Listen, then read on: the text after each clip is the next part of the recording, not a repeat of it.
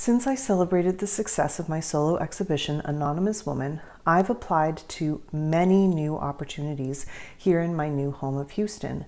Grants, exhibitions, peer-based communities, you name it, I've applied.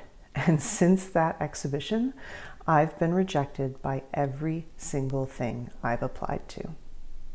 Hi, my name is Carrie, and here on Artist Strong, I help artists like you build your skill and develop your unique artist voice. Today, I want to talk about the inevitable and regular part of our artist life called rejection.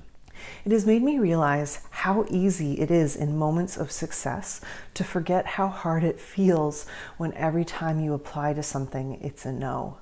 And even with recent accomplishments, it's easy to forget how far we've come as creatives. Should I kickstart my next project within the community? Should I apply for an MFA so I can have the proper credentials to teach college-level art? Should I scrap my art and become a welder or a computer programmer? The word rejection for so long has had terrible connotation.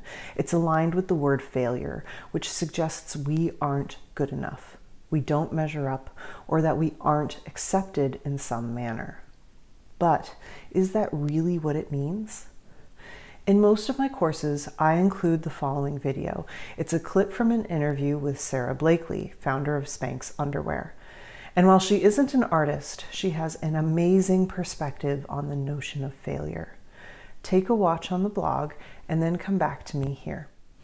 In it, she talks about the wonderful attitude her father helped her cultivate around failure. Rather than failure being a stopping block, mistakes or rejections were information to help buoy her forward. He actually encouraged her to celebrate mistakes. And well, if you know the brand Spanx, you know it's more than paid off. In our perfectionist world, really hearing this message is hard. Really digesting what she said there is hard. Ultimately, the long and short of it is failure is something to celebrate.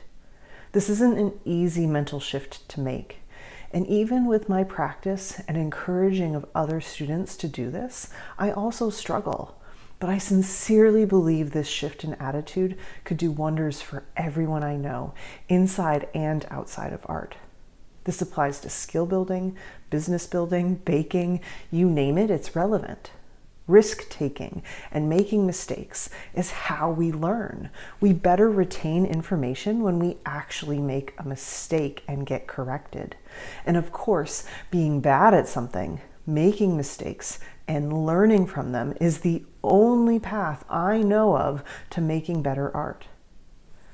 Let's pause here a moment to thank today's sponsor. This post from Artist Strong is brought to you by the Artist Strong Studio, our community of patrons who believe in and wish to support this work. You can become part of the Artist Strong Studio for a small monthly commitment as low as $1 a month. To learn more, visit www.patreon.com/artiststrong. A special thank you to my current patrons. I could not do this work without your help. Now it's your turn. Let's turn around one of your art mistakes into something actionable. In the comments below, tell me about a mistake or something you don't like about a recent artwork. And then here is the important part. I want you to tell us how this can help you be a better, stronger artist. It's not an easy mindset shift to make, but we can practice together. Thank you so much for watching, and I'll see you here next time on Artist Strong.